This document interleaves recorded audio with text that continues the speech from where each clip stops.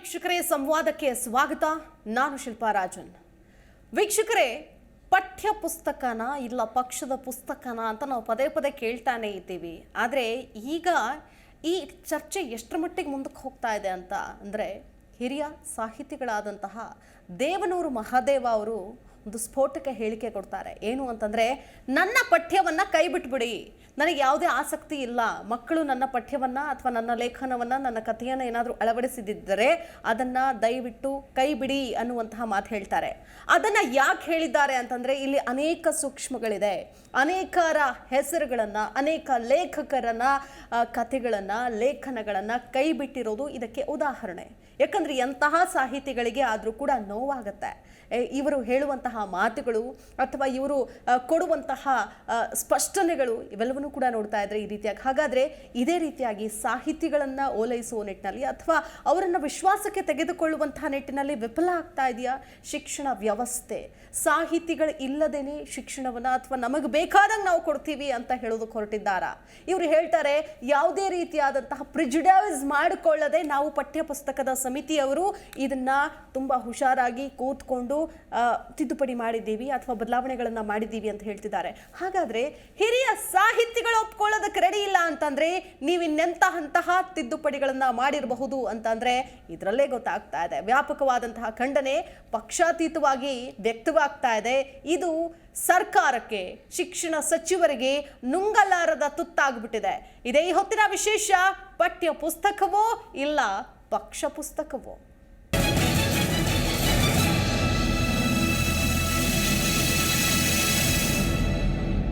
ಇಂತಹವರ ಲೇಖನಗಳನ್ನೇ, ಇಂತಹವರ ಕಥೆಗಳನ್ನೇ ಕೈಬಿಟ್ಟಿದ್ದೀರಿ ನೀವು. ಇನ್ನು ನನ್ನ ಲೇಖನ ಯಾವ ಲೆಕ್ಕ, ಅದನ್ನು ಕೈಬಿಟ್ಬಿಡಿ ಅಂದಿದ್ದಾರೆ. ಹಾಗಾದ್ರೆ ಏನು ಹೇಳಿದ್ರು ಸಾಹಿತಿ? ಕೇಳ್ಕೊಂಬರೋಣ. ಎಳೆ 5ನೇ ತರಗತಿಯಿಂದ SLCವರೆಗೂ ಹಂತ ಹಂತವಾಗಿ ಅವುಗಳನ್ನೇ ತಜ್ಞರಿಂದ ಪಾಠ ಮಾಡಿಸೋದಕ್ಕೆ ಕಮೆಂಟ್ಗಳನ್ನ ಮಾಡಿ, ಪ್ರಯೋಗ ಆನ್ಲೈನ್ ವಾಟ್ಸಪ್ ಕ್ಲಾಸ್ಗಳು ಮಾಡಿ ನಮ್ಮ ಮಕ್ಕಳಿಗೆ ಮಾತ್ರ ಯಾವ ರೀತಿಯೂ ತೊಂದರೆ ಆಗಬಾರ್ದು. ಅವರು ಪ್ರಶ್ನೆ ಮಾಡೋದನ್ನು ಉಳಿಸ್ಕೋಬೇಕು.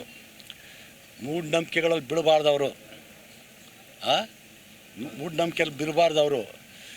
ಆಮೇಲೆ ವೈಜ್ಞಾನಿಕ ಮನೋಭಾವ ಅವ್ರು ಬೆಳೆಸ್ಕೊಳ್ಬೇಕು. ಇದಕ್ಕೇನು ಬೇಕೋ ಅದನ್ನು ಮಾಡಬೇಕು ಅಂತ ದೊಡ್ಡ ಆಲೋಚನೆ ಇದೆ.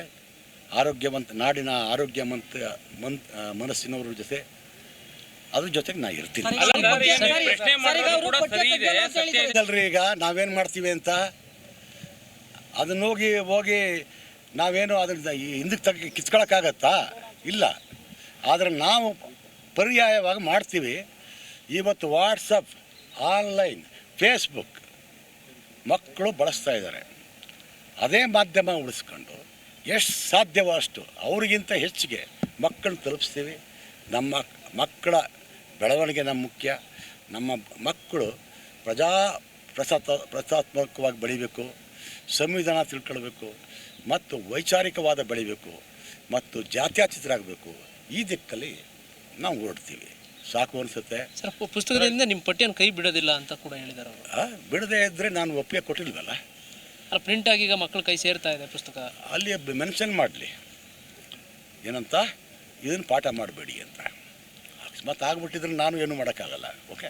ಪಠ್ಯ ಪುಸ್ತಕದ ಸಮಿತಿ ರಚನೆ ಆಗಿ 6 ತಿಂಗಳಾಯಿತು, 6-7 ತಿಂಗಳಾಯಿತು. ಈಗಾಗಲೇ ಪಠ್ಯಗಳು ಆಚೆ ಬಂದಿದೆ. ಪಠ್ಯಗಳು ಆಚೆ ಬಂದಂಥ ಟೈಮಲ್ಲಿ ಈ ಥರದ ಮಾತನ್ನು ಆಡಿದ್ದಾರೆ. ಈ ಕಾಂಗ್ರೆಸ್ನವ್ರು ಮಾಡಿದಂಥ ರಾಜಕೀಯದ ಕಾರಣಕ್ಕೋಸ್ಕರ ಅನೇಕ ಚರ್ಚೆಗಳು ನಡೆದಿರೋದ್ರಿಂದ ಅವ್ರ ಮನಸ್ಸಿನಲ್ಲಿ ಬೇಜಾರಾಗಿರ್ಬೋದು. ಹೋಗಿ ಅವ್ರ ಜೊತೆ ಮಾತಾಡುವಂಥ ಒಂದು ಪ್ರಯತ್ನವನ್ನು ನಾನು ಮಾಡ್ತೀನಿ. ಅಲ್ಲ ಸರ್, ಅವರೊಂದು ಮಾತು ಹೇಳ್ತಾರೆ, ಪಿ ಲಂಕೇಶ್, ಅಬೂಬಕರ್ ಇಂಥವರ ಪಠ್ಯಗಳನ್ನು ಕೈಬಿಟ್ಟಿರೋರಿಗೆ ಈ ನಾಡು ನುಡಿಯ ಸಂಸ್ಕೃತಿ ಬಗ್ಗೆ ಗೊತ್ತಿಲ್ಲ. ನೋಡಿ, ಒಬ್ಬೊಬ್ರದ್ದು ಒಂದೊಂದು ಒಪಿನಿಯನ್ ಇರುತ್ತೆ. ಅಂಥ ದೊಡ್ಡ ಸಾಹಿತ್ಯ ಒಪಿನಿಯನ್ ಬಗ್ಗೆ ನಾನು ಮಾತಾಡಲ್ಲ. ಆದರೆ ಈ ನೆಲ ನಮಗೆ ಸಂಸ್ಕೃತಿ ಕಳಿಸಿರುವಂಥದ್ದು ನಾನೊಬ್ಬನೇ ನನ್ನಿಂದಲೇ ಅನ್ನುವಂಥದ್ದು ಈ ನಾಡು ನಮಗೆ ಈ ಭೂಮಿ ನಮಗೆ ಕಲಿಸ್ಕೊಟ್ಟಿಲ್ಲ. ಈ ಭೂಮಿ ಹೇಳಿರೋದೇನು, ಎಲ್ಲಿಂದ ಒಳ್ಳೆ ವಿಚಾರಗಳು ಬಂದರೂ ತಗೋಬೇಕು ನಾವು. ಎಲ್ಲರಲ್ಲೂ ವಿವೇಕಾನಂದ ಏನು ಹೇಳಿದ್ರು, ಎಲ್ಲರಲ್ಲೂ ಶಕ್ತಿ ಇದೆ ಅಂತ. ಪಠ್ಯ ಪುಸ್ತಕದಲ್ಲಿ ಬದಲಾವಣೆ ಮಾಡ್ತಾ ಇರುವಂಥದ್ದು ಮೇಲೆ ಏನಾದರೂ ಎಫೆಕ್ಟ್ ಆಗ್ತಾ ಇದೆ ನೋಡಿ. ಈ ದೇಶದ ಚರಿತ್ರೆನ ಬದಲಾವಣೆ ಮಾಡಲಿಕ್ಕೆ ಹೊರಟಿದ್ದಾರೆ. ನಮ್ಮ ರಾಜ್ಯದ ಚರಿತ್ರೆಯನ್ನು ಬದಲಾವಣೆ ಮಾಡಲಿಕ್ಕೆ ಹೊರಟಿದ್ದಾರೆ.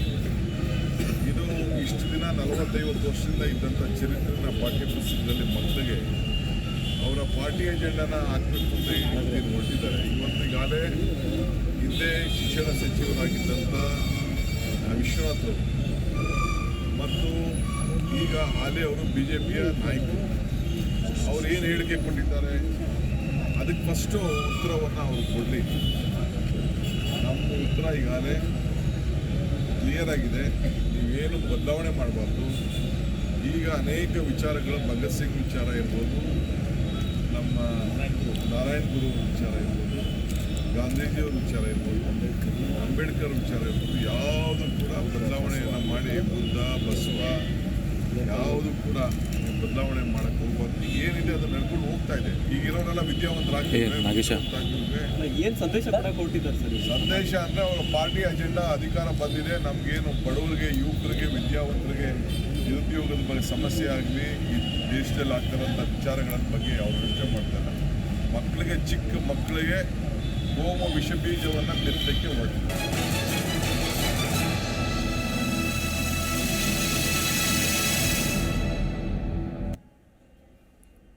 ವೀಕ್ಷಕರೇ, ಇದೇ ವಿಚಾರಕ್ಕೆ ಚರ್ಚೆನ ಆರಂಭಿಸ್ತಾ ಇದ್ದೀನಿ. ನನ್ನ ಜೊತೆಗೆ ಗಣ್ಯರು ಜಾಯ್ನ್ ಆಗ್ತಾ ಇದ್ದಾರೆ. ಮೊದಲಿಗೆ ವಿನಾಯಕ್ ಅಂತ ಇದ್ದಾರೆ, ಸ್ಟೂಡೆಂಟ್. ಇವರು BSc LLB ಓದ್ತಾ ಇದ್ದಾರೆ, ರಾಮಯ್ಯ ಕಾಲೇಜಿನ ವಿದ್ಯಾರ್ಥಿ. ವಿನಾಯಕ್ ಅವರು ನಮಸ್ಕಾರ, ಕಾರ್ಯಕ್ರಮಕ್ಕೆ ಸ್ವಾಗತ.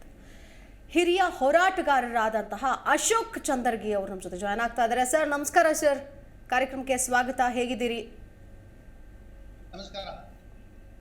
ಓಕೆ ಸರ್, ಈಗ ನೋಡ್ತಾ ಇದ್ದೀವಿ ಪಠ್ಯ ಪುಸ್ತಕದ ವಿಚಾರ ಎಷ್ಟರ ಮಟ್ಟಿಗೆ ಚರ್ಚೆ ಆಗ್ತಾ ಇದೆ ಅಂತಂದರೆ, ಹಿರಿಯ ಸಾಹಿತಿಗಳು ನಮ್ಮ ಪಠ್ಯವನ್ನೇ ತೆಗೆದು ಹಾಕಿಬಿಡಿ, ನಮಗೆ ಯಾವುದೂ ದೊಡ್ಡಸ್ತಿಕೆನೇ ಬೇಡ, ನಮ್ಮ ಪಠ್ಯವನ್ನು ಓದಬೇಕು ಮಕ್ಕಳು ಅನ್ನುವಂತಹ ಇದಕ್ಕೆ ಇಲ್ಲ. ಅಂದರೆ ಇಂತಹ ವಿಚಾರಗಳೇನಿದೆ ತುಂಬ ಸೂಕ್ಷ್ಮ ವಿಚಾರಗಳು ಅಂತ ಹೇಳ್ಬೋದು. ಸಾಹಿತಿಗಳು ಮುಂದೆ ಬಂದು ಇಂತಹ ಮಾತುಗಳನ್ನು ಆಡ್ತಾರೆ ಅಂತಂದರೆ ಅದು ಎಷ್ಟು ನೋವಾಗಿರ್ಬೋದು ಅಥವಾ ಬೇಸರ ಆಗಿರಬಹುದು ಅನ್ನೋದು ಒಂದು ಕಡೆ. ಆದರೆ ಪಠ್ಯ ಪುಸ್ತಕ ಅನ್ನೋದು ಒಂದು ಪಕ್ಷಕ್ಕೆ ಸೀಮಿತವಾದಂತಹ ಪುಸ್ತಕ ಆಗ್ತಾ ಇದೆಯಾ? ಮಕ್ಕಳು ಓದಿ ಬೆಳಿಬೇಕಾದಂಥದ್ದು, ಅಥವಾ ಮಕ್ಕಳು ಏನು ಓದಬೇಕು ಅನ್ನೋದನ್ನ ಇವರು ಡಿಸೈಡ್ ಮಾಡ್ತಾ ಇದ್ದಾರಾ, ಅಥವಾ ಮಕ್ಕಳಿಗೆ ಏನು ಬೇಕು ಅನ್ನೋದನ್ನ ಡಿಸೈಡ್ ಮಾಡುವಲ್ಲಿ ವಿಫಲರಾಗ್ತಾ ಇದ್ದಾರಾ? ಏನು ಹೇಳ್ತೀರಿ ಸರ್ ನೀವು? ಇದು ನಿಜವಾಗಿ ಹೇಳೋದಂದ್ರೆ ಬಹಳ ದುರಂತ. ಇದು ಮಕ್ಕಳ ಶಿಕ್ಷಣದ ಸಂಬಂಧದಲ್ಲಿ ನಡೀತಾ ಇರೋ ಬೆಳವಣಿಗೆ ದೊಡ್ಡ ದುರಂತ.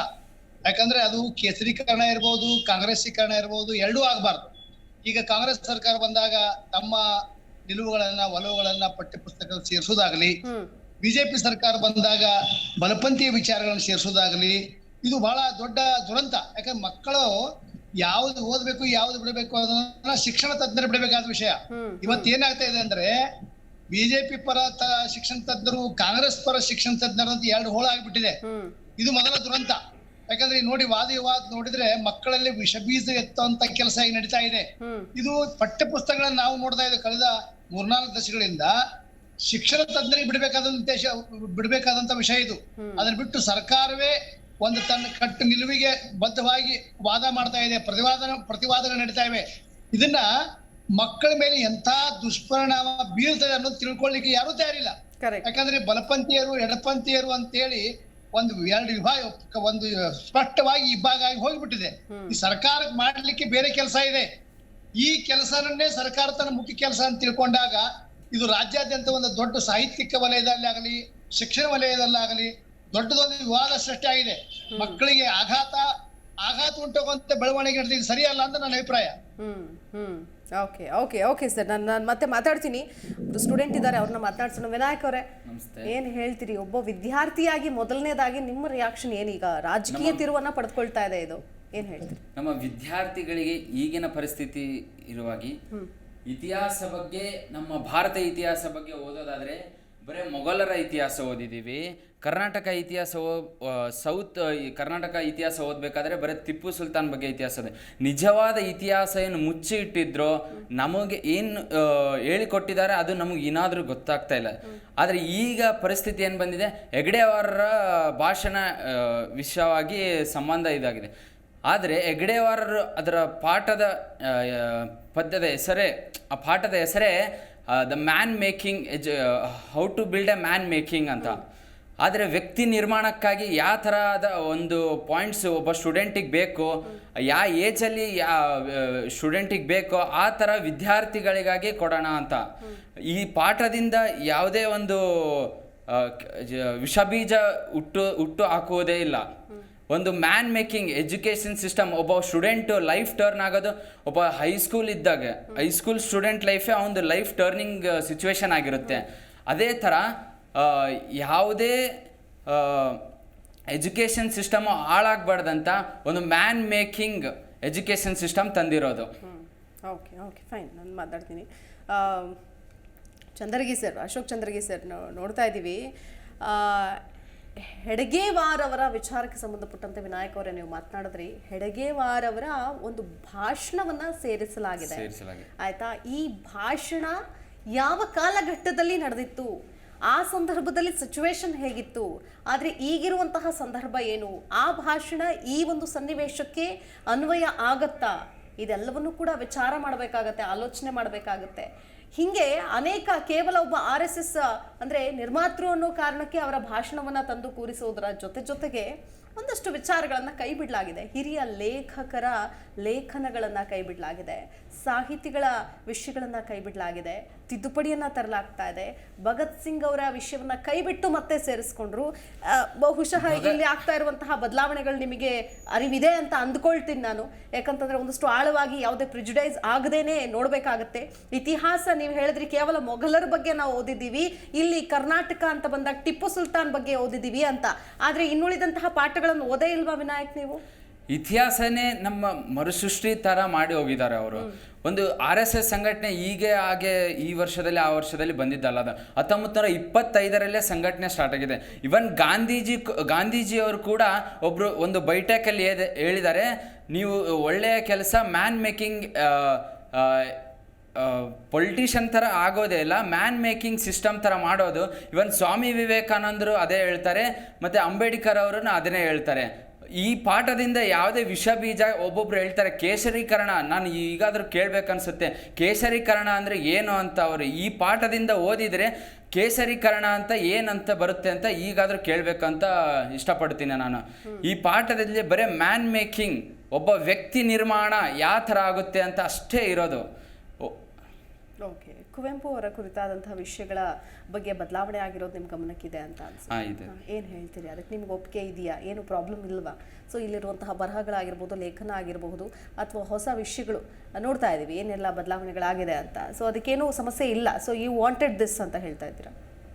ಅಲ್ಲಿ ನೀವು ಎಲ್ಲ ವಿದ್ಯಾರ್ಥಿಗಳ ಪರವಾಗಿ ಮಾತಾಡ್ತಾ ಇದ್ದೀರಾ, ಅಥವಾ ಕೇವಲ ಯಾಕೋ ನೀವು ಮಾತಾಡ್ತಾ ಇರೋದು ನೋಡಿದ್ರೆ ಒಂದಷ್ಟು ನಮಗೂ ಸಂಘಟನೆಯ ವಿಚಾರಗಳು ಬೇಕಾಗಿತ್ತು, ಅಥವಾ RSS ವಿಚಾರಗಳು ಬೇಕಾಗಿತ್ತು, ಅಥವಾ ಆ ರೀತಿಯಾದಂತಹ ಒಂದು ಘಾಟು ಕೂಡ ಬರ್ತಾ ಇದೆ? ಡೈರೆಕ್ಟ್ ಆಗಿ ಕೇಳೋದಕ್ಕೆ ನಿಮ್ಗೆ ಇಷ್ಟಪಡ್ತೀನಿ. ಸೊ ಏನು ಹೇಳಿ? ಸಂಘಟನೆಯಲ್ಲಿ ಒಂದು ದೇಶ ಪ್ರೇಮ ಹುಟ್ಟಿಸ್ತಾರೆ. ಯಾವುದೇ ಒಬ್ಬ ವ್ಯಕ್ತಿಗೆ ಎಜುಕೇಷನ್ ಸಿಸ್ಟಮಲ್ಲಿ ಈಗಿನ ಪರಿಸ್ಥಿತಿಯಲ್ಲಿ ಒಬ್ಬ ವಿದ್ಯಾರ್ಥಿಗೆ ದೇಶ ಪ್ರೇಮ ಅಂದರೆ ಏನಂತ ಕಳಿಸಿಕೊಡೋದು ಈ ಪಾಠದಿಂದ ಆಗ್ತಾ ಇದೆ ಅಂತ ಹೇಳ್ಬೋದು. ಅದು ಎಲ್ಲರಿಗೂ ಬೇಕಾ? ಬಹುತ್ವ ಅನ್ನೋದೊಂದಿದೆ. ಎಲ್ಲ ವಿದ್ಯಾರ್ಥಿಗಳನ್ನು ಕೂಡ ಮನಸ್ಸಿನಲ್ಲಿ ಇಟ್ಕೊಂಡು ಪಠ್ಯ ಪುಸ್ತಕವನ್ನ ರೂಪಿಸಬೇಕಾಗತ್ತೆ. ಕೇವಲ ಒಂದು ಧರ್ಮದ ವಿದ್ಯಾರ್ಥಿಗಳನ್ನ ಅಥವಾ ಒಂದು ಸಂಘಟನೆ ಇಷ್ಟಪಡ್ತಾರೆ ಅನ್ನೋ ಯಾವುದೇ ಧರ್ಮವೂ ಇಲ್ಲ ಇದರಲ್ಲಿ. ಒಬ್ಬ ವ್ಯಕ್ತಿ ಅವರ ತಾಯಿಯನ್ನು ಎಷ್ಟು ಪ್ರೀತಿಸ್ತಾನೋ ಅಷ್ಟೇ ಅದರಷ್ಟು ಹೆಚ್ಚು ಅವರ ಭಾರತ ಮಾತೆಯನ್ನು ಪ್ರೀತಿಸಬೇಕು ಅಂತ ಇದೇ ಆದರ್ಶ ಇರೋದು. Okay okay fine. ಎಸ್ ವೀಕ್ಷಕರೇ, ಇನ್ನು ದೇವನೂರು ಮಹಾದೇವ ಅವರ ಹೇಳಿರುವಂತಹ ಹೇಳಿಕೆಯನ್ನು ನಾವೇನು ಕೇಳಿಸ್ಕೊಂಡ್ವಿ, ಮಾತನಾಡಿದ್ವಿ. ಆ ಮಾತನಾಡುವಂತಹ ಸಂದರ್ಭದಲ್ಲಿ ನೋಡಿ, ನನಗೆ ಪಠ್ಯದಲ್ಲಿ ತಮ್ಮ ಲೇಖನವನ್ನು ಸೇರಿಸೋದಕ್ಕೆ ಇಷ್ಟ ಇಲ್ಲ. ನನಗೆ ಒಂದು ವಿಷಯ ಹೇಳ್ತಾರೆ, ಯಾವಾಗಲೇ ಆಗಿರಬಹುದು, ಈ BJP ಸರ್ಕಾರ ಬಂದಂತಹ ಸಂದರ್ಭದಲ್ಲಿ, ಅಂದರೆ ಅವರೊಂದು ಮಾತು ಹೇಳ್ತಾರೆ, ಚಾತುರ್ವರ್ಣ ಹಿಂದೂ ಪ್ರಭೇದದ RSS ಸಂತಾನವಾದಂತಹ BJP ಅಧಿಕಾರಕ್ಕೆ ಬಂದಾಗ ಕುತ್ತಿಗೆಗೆ ಕೈ ಹಾಕೋದೇ ಮೊದಲು ಶಿಕ್ಷಣ ಮತ್ತು ಇತಿಹಾಸದ ಕುತ್ತಿಗೆಗೆ. ಅದೇ ಕೆಲಸ ಈಗಲೂ ಕೂಡ ಆಗ್ತಾ ಇದೆ, ಅದೇ ವಿಚಾರಗಳು ಈಗಲೂ ಕೂಡ ಆಗ್ತಾ ಇದೆ. ಶಿಕ್ಷಣ ತಜ್ಞರು ಅಂತ ಹೇಳ್ಕೊಂಡು ಬಂದಂಥವರಿಗೆ ಯಾವ ಮಾನದಂಡವನ್ನು ಆಧರಿಸಿ ಇವರು ಶಿಕ್ಷಣ ತಜ್ಞರು ಅಂತ ಸಮಿತಿಗೆ ಅಧ್ಯಕ್ಷರನ್ನಾಗಿ ಮಾಡಿದ್ದಾರೆ ಅನ್ನೋ ಪ್ರಶ್ನೆಯನ್ನ ಕೇಳ್ತಾರೆ. ಇದು ಒಬ್ಬರು ಶುರು ಮಾಡಿರೋದು, ನಾಳೆ ಮತ್ತೊಬ್ಬ ಸಾಹಿತಿ ಶುರು ಮಾಡ್ತಾರೆ.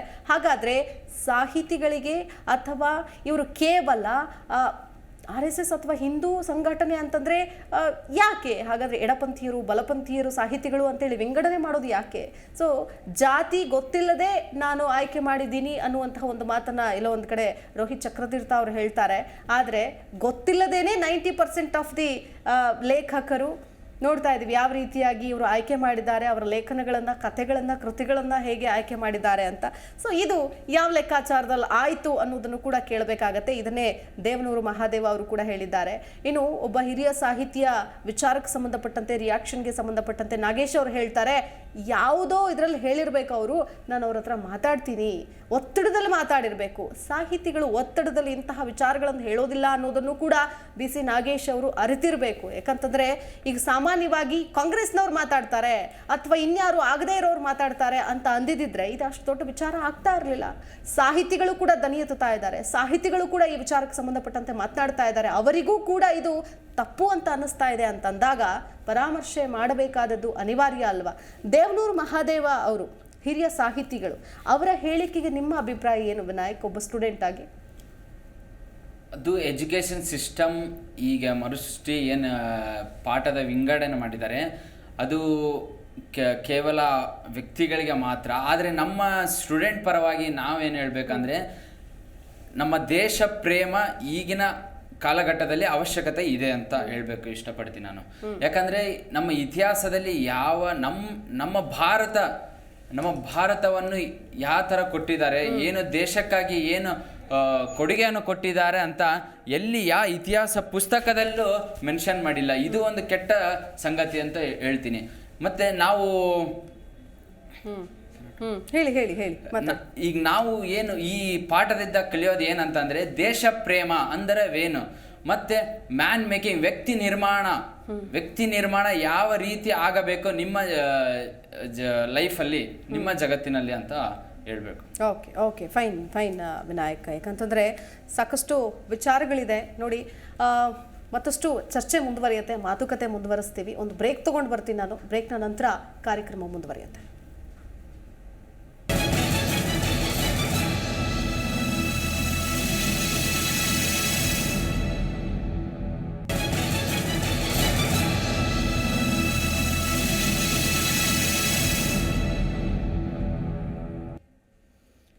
ವಿರಾಮದ ನಂತರ ಪಠ್ಯ ಪುಸ್ತಕವು ಇಲ್ಲ ಪಕ್ಷ ಪುಸ್ತಕವು ವಿಶೇಷ ಚರ್ಚಾ ಕಾರ್ಯಕ್ರಮಕ್ಕೆ ಮತ್ತೊಮ್ಮೆ ಸ್ವಾಗತ. ನನ್ನ ಜೊತೆಗೆ ಸ್ಟುಡಿಯೋದಲ್ಲಿ ಹಿರಿಯ ಶಿಕ್ಷಣ ತಜ್ಞರಾದಂತಹ MK ಕೃಷ್ಣ ಅವರು ಜಾಯ್ನ್ ಆಗ್ತಾ ಇದ್ದಾರೆ. ಸರ್ ನಮಸ್ಕಾರ ಸರ್, ಕಾರ್ಯಕ್ರಮಕ್ಕೆ ಸ್ವಾಗತ.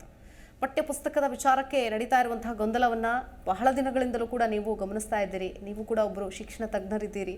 ಏನು ಹೇಳ್ತೀರಿ ಸರ್, ಈ ಬದಲಾವಣೆಗಳು ನಿಜಕ್ಕೂ ಒಳ್ಳೆಯದಕ್ಕ ಅಥವಾ ಏನು ಬದಲಾವಣೆ ಮಾಡೋದಕ್ಕೆ ಹೊರಟಿದ್ದಾರೆ, ನಿಮ್ಮ ಅಭಿಪ್ರಾಯ ಏನು? ಮೊಟ್ಟ ಮೊದಲು ಎಲ್ಲ ಶ್ರೋತೃಗಳಿಗೆ, ಎಲ್ಲ ಆಡಿಯನ್ಸ್ಗೆ ನಮಸ್ಕಾರ. ಈ ನಮ್ಮ ನ್ಯೂ ಎಜುಕೇಷನ್ ಪಾಲಿಸಿ 2020 ಅಂತ ಬಂದಿದೆ. ನಿಜವಾಗಲೂ ಅದು ಉಪಯೋಗಕರ. ಮುಂದಕ್ಕೆಲ್ಲ ಮುಂದಿನ ಎಲ್ಲ ದಶಕಗಳಿಗೂ ಒಳ್ಳೆಯದಾಗೇ ಬರುತ್ತೆ.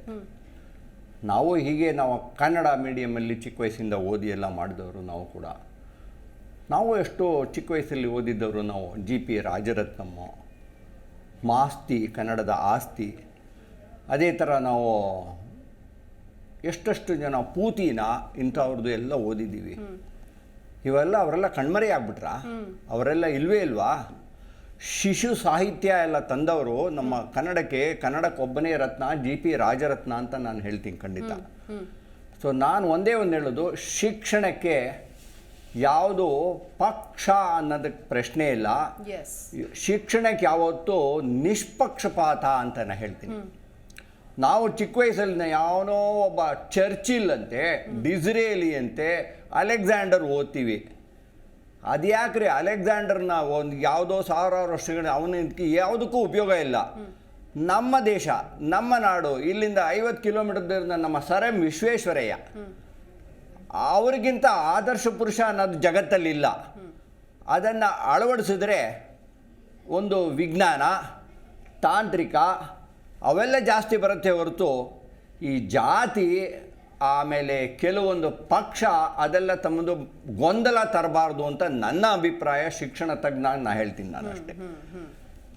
Caste Creed should not be in education ಅಂತ ನನ್ನ ಮೊಟ್ಟ ಮೊದಲ ಸಂದೇಶ ನಾನು ಕೊಡ್ತಾ ಇದ್ದೀನಿ. Exactly sir, very true. ಅದರ ಜೊತೆಗೆ ಈಗ ದೇವನೂರು ಮಹಾದೇವ ಅವರು ತಮ್ಮ ಅಸಮಾಧಾನವನ್ನ ವ್ಯಕ್ತಪಡಿಸ್ತಾ ಇದ್ದಾರೆ. ಏನು ಅಂತಂದ್ರೆ, ನನ್ನ ಲೇಖನವನ್ನ ಓದೋದೇ ಬೇಡ, ತೆಗೆದು ಹಾಕಿಬಿಡಿ, ನನ್ನ ಪರ್ಮಿಷನ್ ಇಲ್ಲ ಇದಕ್ಕೆ. ಯಾಕಂತಂದ್ರೆ ಈಗ ಆಗ್ತಾ ಇರುವಂತಹ ಬೆಳವಣಿಗೆಗಳೇನಿದೆ ಇದಕ್ಕೆ ನನ್ನ ಒಪ್ಪಿಗೆ ಇಲ್ಲ. ಯಾಕಂತಂದ್ರೆ ಎಲ್ ಬಸವರಾಜು ಆಗಿರ್ಬೋದು, AN ಮೂರ್ತಿರಾವ್ ಆಗಿರ್ಬೋದು, P ಲಂಕೇಶು, ಸಾರಾ ಅಬೂಬಕರು, ಸೊ ಇಂಥವರ ಕೃತಿಗಳನ್ನ ಲೇಖನಗಳನ್ನ ತೆಗೆದು ಹಾಕಿದವ್ರಿಗೆ ನನ್ನದನ್ನು ತೆಗೆದು ಹಾಕೋದೇನು ಇವ್ರಿಗೇನು ದೊಡ್ಡದಾಗಲ್ಲ. ಸೊ ಇಂಥವ್ರಿಗೆ ಯಾವುದೇ ರೀತಿಯಾದಂಥ ಸಂಸ್ಕೃತಿ ಮೇಲೆ, ಕನ್ನಡ ನಾಡು ನುಡಿ ಮೇಲೆ ಯಾವುದೇ ಅಂದರೆ ಆಸಕ್ತಿ ಇಲ್ಲ ಅನ್ನೋದು ಅಥವಾ ಅದರ ನಾಲೆಡ್ಜ್ ಇಲ್ಲ ಅನ್ನೋದು ಗೊತ್ತಾಗ್ತಾ ಇದೆ ಅಂತ ಬಹಳ ಖಾರವಾಗಿ ಇವತ್ತು ಪ್ರತಿಕ್ರಿಯೆ ಕೊಟ್ಟಿದ್ದಾರೆ ನಿನ್ನೆ. ಅದ್ರ ಬಗ್ಗೆ ನೀವೇನು ಹೇಳ್ತೀವಿ? ಮೇಡಮ್, ಇದಕ್ಕೆ ಹೇಳಬೇಕು ಅಂದರೆ, ನಾನು ಮೊನ್ನೆ ತಾರೀ ಯಾವುದೋ ಒಂದು ಬ್ಲಾಗಲ್ಲಿ ಬರೆದೆ, ಸಣ್ಣ ಒಂದು ಕಾಲಮೀಸ್ ಥರ, I go, you go, we go, but ego will not go ಅಂತ ಹೇಳ್ತೀನಿ. ಅದ್ಯಾವುದೋ ಒಂದು ನಾನು ಅನ್ನಿರೋ ತನಕ ಅಥವಾ ನಾನು ಇಲ್ಲದೇ ಇದ್ರೆ ಆಗಲ್ಲ ಅನ್ನೋದು ಆ ಒಂದು ನಮ್ಮ ಮನಸ್ಸಿಂದ ತೆಗಿಬೇಕು. ಯಾವುದೇ ಒಂದು ಕಾಲಚಕ್ರ, ಜೈಂಟ್ ವೀಲ್ ಆಗಲಿ, ಮೆರಿಗೋ ರೌಂಡ್ ಆಗಲಿ ಸುತ್ತತ್ತೆ, ವಾಪಸ್ ಬರುತ್ತೆ ಅದು. ಆದ್ದರಿಂದ ನಾವು ಕಾಲಕ್ಕೆ ತಕ್ಕಂತೆ ಕುಣಿದಾಡು ನಂತರ ಈ ಕಾಲ, ಈ ಸಮಯ, ಈಗಿನ ನಮ್ಮ ಜನ್ರೇಷನ್ಗೆ ಏನು ಅಡ್ಜಸ್ಟ್ ಆಗುತ್ತೆ ಅದನ್ನು ನಾವು ಅಳವಡಿಸ್ಕೊಂಡು ನಾವು ಅವ್ರಿಗೆ ವಿದ್ಯೆ ಕೊಟ್ಟರೆ ನಮ್ಮ ದೇಶ ಜಗತ್ತಲ್ಲಿ ನಂಬರ್ 1 ದೇಶ ಆಗುತ್ತೆ. ಅದೊಂದು. ಇವತ್ತು ಬೆಳಿಗ್ಗೆ ನಾನು ಯಾರೋ ಒಬ್ಬರ ಹತ್ರ ಮಾತಾಡಿದೆ. ನಾನು ನಮ್ಮ ದೇಶದ ವಿದ್ಯಾಭ್ಯಾಸ ಕಲಿತವರು, ಅರಿತವರು ಪ್ರಪಂಚದಲ್ಲಿ ಯಾವುದೇ ಯೂನಿವರ್ಸಿಟಿಲಿ ಹೋಗ್ಬಿಟ್ಟು ಪಾಠ ಮಾಡಿದ್ದಾರೆ. ಹಾರ್ವರ್ಡ್ ಇರಲಿ, ಸ್ಟ್ಯಾನ್ಫರ್ಡ್ ಇರಲಿ, ಆಕ್ಸ್ಫರ್ಡ್ ಇರಲಿ ಪಾಠ ಮಾಡಿದ್ದಾರೆ. ಅಲ್ಲಿನ ಯಾರೇ ಒಬ್ಬರು ಶಿಕ್ಷಣ ಅಥವಾ ಯಾವುದಾದ್ರು ಒಂದು ಡಿಗ್ರಿ ತಂದವರು ನಮ್ಮ ಯಾವುದೇ ಒಂದು ಕಾರ್ಪೊರೇಷನ್ ಸ್ಕೂಲು, ಗೌರ್ಮೆಂಟ್ ಸ್ಕೂಲು ಅಥವಾ ನಮ್ಮ ಗ್ಯಾಸ್ ಕಾಲೇಜಲ್ಲಿ ಪಾಠ ಮಾಡೋಕ್ಕೆ ಹೇಳ್ಬಿಡೋಣ, ನೋಡೋಣ. ಸಾಧ್ಯ ಇಲ್ಲ. ನಮ್ಮ ಶಿಕ್ಷಣ ಮೆಥಡ್ ಯಾಕೆಂದರೆ ಫೌಂಡೇಶನ್ ಚೆನ್ನಾಗಿದೆ, ಬೇಸ್ ಚೆನ್ನಾಗಿದೆ, ಬೇಸಿಕ್ಸ್ ಚೆನ್ನಾಗಿದೆ. ನಮ್ಮಲ್ಲೇ ಒಂದು ಎಷ್ಟೆಷ್ಟು ದೊಡ್ಡ ಮಹಾನ್ಗಳು ಅವರು ಕಾರಣಾಂತರ ಈ ಸಿಲೆಬಸ್ಸು, ಪಠ್ಯಪುಸ್ತಕಗಳಿಂದ SLC ಪಾಸ್ ಮಾಡೋಕ್ಕಾಗಿರಲಿಲ್ಲ. ಇವತ್ತು ನಾ ಈ ಒಂದು ವೇದಿಕೆಯಲ್ಲಿ ಹೇಳೋಕ್ಕೆ ಇಷ್ಟಪಡಲ್ಲ. SLC ಪಾಸ್ ಮಾಡೋಕ್ಕಾಗಲಿಲ್ಲ ಅಂದರೆ ಅವರು ಅವಿದ್ಯಾವಂತರು, ಅವರು ಅವಿವೇಕರು, ಅನಕ್ಷರಸ್ಥರು ಅಂತಲ್ಲ. ಆ ಪಠ್ಯಪುಸ್ತಕದಲ್ಲಿ ಯಾವ್ದು ಬೇಡದ್ದು ಜಾಸ್ತಿ ಇದೆಯೋ ಹೊರತು ಬೇಕಿದ್ದು ಜಾಸ್ತಿ ಮಕ್ಕಳಿಗೆ ಇಲ್ಲ ಅಂತ ನಾನು ಖಂಡಿತವಾಗಿ ನಾವು ಮಾತಾಡ್ತೀವಿ. ಓಕೆ ಓಕೆ ಎಸ್ ಅಶೋಕ್ ಚಂದ್ರ ಗೀಜರ್, ಈಗ ನೋಡ್ತಾ ಇದ್ದೀವಿ ಒಂದು ಕಡೆ ಬಿಸಿ ನಾಗೇಶ್ ಅವರು ಹೇಳ್ತಾರೆ, ಇತಿಹಾಸದಲ್ಲಿ ಒಂದಷ್ಟು ವಿಚಾರಧಾರೆಗಳನ್ನ ಅಥವಾ ಇತಿಹಾಸಕಾರರ ಕೃತಿಗಳನ್ನ ಬೇಕು ಅಂತಲೇ ತಿರುಚಲಾಗಿದೆ ಅಥವಾ ಬೇಡದೇ ಇರೋದನ್ನು ಸೇರಿಸಲಾಗಿದೆ. ಅದನ್ನ ಫಿಲ್ಟರ್ ಮಾಡುವಂತಹ ಕೆಲಸವನ್ನ ನಾವು ಮಾಡ್ತಾ ಇದ್ದೀವಿ. ಅದಕ್ಕೋಸ್ಕರ ಬುದ್ಧಿಜೀವಿಗಳು ಅನ್ಸ್ಕೊಂಡವರು, ಕಾಂಗ್ರೆಸ್ನವರು ಅಥವಾ ಸಾಹಿತಿಗಳು ಈಗ ಧ್ವನಿ ಎತ್ತುವಂತಹ ಕೆಲಸ ಮಾಡ್ತಾ ಇದ್ದಾರೆ. ನಾವು ಸರಿ ಮಾಡ್ತಾ ಇರೋದು ಅಥವಾ ಶಿಕ್ಷಣ ವ್ಯವಸ್ಥೆಯನ್ನ ಸರಿ ದೂಗಿಸ್ಕೊಂಡು ಹೋಗ್ತಾ ಇರೋದು ಇವ್ರಿಗೆ ಯಾರಿಗೂ ಸಹಿಸೋದಕ್ಕಾಗ್ತಾ ಇಲ್ಲ ಅಂತ ಬಿಸಿ ನಾಗೇಶ್ ಅವರು ಒಂದು ಮಾತು ಹೇಳ್ತಾರೆ. ಏನು ಹೇಳ್ತೀರಿ ಸರ್? ಹೌದಾ? ಹಾಗಾದ್ರೆ ಇತಿಹಾಸದಲ್ಲಿ ಯಾವುದು ಸರಿಯಾಗಿರ್ಲಿಲ್ವಾ? ಹಾಗಾದ್ರೆ ಯಾವ ಪಾಠಗಳು ಕೂಡ ಅಪ್ರಯೋಜಕ ಆಗಿತ್ತ? ಹಾಗಾದ್ರೆ ಈಗ ಇತಿಹಾಸದಲ್ಲಿ ಪಾಠಗಳನ್ನ ನಾವು ಕೇಳ್ತಾ ಹೋದ್ರೆ ಈಗ ಯಾಕೆ ಬಂತು ಇವ್ರಿಗೆ ಅಬ್ಜೆಕ್ಷನ್, ಈಗ ಯಾಕೆ ಬಂತು ನಾ ಕೇಳ್ತಾ ಇದ್ದಾನೆ.